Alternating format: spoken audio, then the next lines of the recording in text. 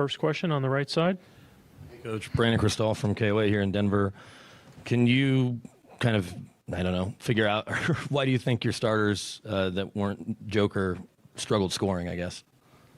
Well, I don't think that's the biggest question. Now, let's talk about effort. I mean, this is the NBA Finals, and we're talking about effort. That's a huge concern of mine.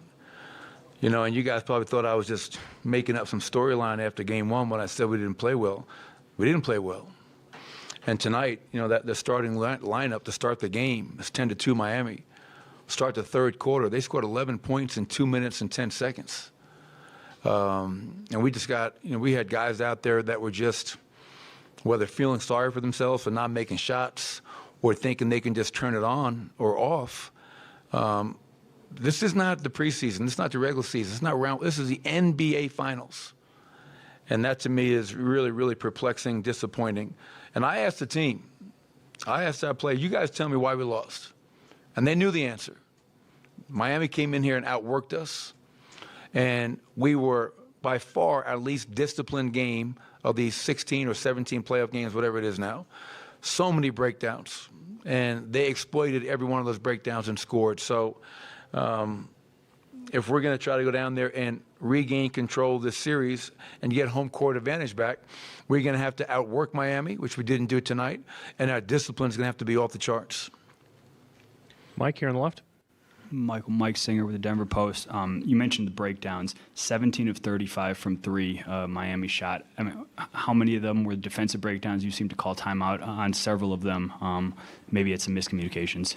Oh, there's no maybe. Oh, there was definitely miscommunication. There was game plan breakdowns, personnel breakdowns. You know, there were guys like Max Strus, and you know that Max, and I said it after Game 1, he's 0 for 9 in Game 1. You know he's going to make shots, and he got off to a really hot start tonight, cooled down a little bit. But he gets 10 threes off. Gabe Vincent gets 6 off. Kevin Love gets 6 off. Duncan Robinson gets 3 off. And those are guys that we're supposed to have a heightened awareness to. And as I mentioned after Game 1, the fact that they got 16 wide-open threes was concerning. They didn't make them. And so we got lucky in Game 1. Tonight they made them. So it was definitely a breakdown in communication. It was definitely a breakdown in our game plan. And like I said, we just were not nearly as disciplined as you need to be in the NBA Finals. Third row on your right. Coach Dan Devine, Yahoo Sports. It seemed like you had some success earlier in the game, smothering that Bam Robinson DHO, and it seemed to give you a lot more trouble in the fourth quarter. I'm wondering what changed in terms of the way you were approaching that or the guys who were executing it. Well, I'd have to watch the film. I mean, give them credit. They play with tremendous pace, and they never let up. And so we got to make sure we're doing a better job of getting our energy up and not letting them outwork us and create separation and kind of put us in a spin cycle, which they did quite a few times. I mean, fourth quarter defense, I felt for 3 quarters tonight, actually, the defense was pretty good. I believe going into the fourth quarter, they were shooting 43%. But in the fourth quarter, you give up 36 points on 69% from the field. That's not going to cut it, man. That's not going to cut it. Back left. Michael Young, so ESPN. How did they make everything such a struggle after that big run in that second quarter? It looked like they were content to let Jokic kind of score and take away everybody around it. But how did they make everything such a struggle in the offensive end? Well, I felt, you know, I felt the way Nikola closed that third quarter was tremendous. You know, I mean, it kind of got us a little bit of rhythm going into that fourth quarter, gave us a little bit of breathing room, and then they started the fourth quarter 13-2. You know, to me, the wheels fell off, really fell off to start that fourth quarter. And they were getting whatever they wanted, threes, layups, and that allowed them once again to sit back in their zone offense, slow the game down. And we had a hard time getting stops, and then we had a hard time getting made baskets on the other end. So our defense has to be a hell of a lot better. That's 2 fourth quarters now in Game 1 and 2 where our fourth quarter defense has been non-existent. Right here in the front. Coach Mateo Mayorga, 5 Reasons Sports. Sticking with the three-point shooting, how much higher do pickup points have to be against Miami's three-point shooters following up in the series? Well, you have to understand who you're guarding, KYP discipline. You know, so if you're guarding a Duncan Robinson, a Gabe Vincent, a Kevin Love, a Max Strus, you have to guard them at the 4-point line. I believe, talking about lack of discipline, I think we fouled at least 3 jump shooters tonight. So then you have to have the discipline to contest without fouling, getting a hand up, giving them a place to land, whatever it may be. So, you know, Jamal had a great look at the end, and I told the guys, if we would have won this game tonight, we would have stole one. And it didn't happen. The shot didn't go in, and we lose by 3 points. But, yeah, the three-point line is a huge concern coming in. The number one three-point shooting team in these playoffs, and did a decent job in game one by the numbers. But tonight, they buried us. Chris? Yeah, Chris Thomas in Denver Gazette. Everybody, you've been so good at home in these playoffs. Everybody talks about the altitude, all that kind of stuff. How surprised were you that they had the final closing kick there tonight?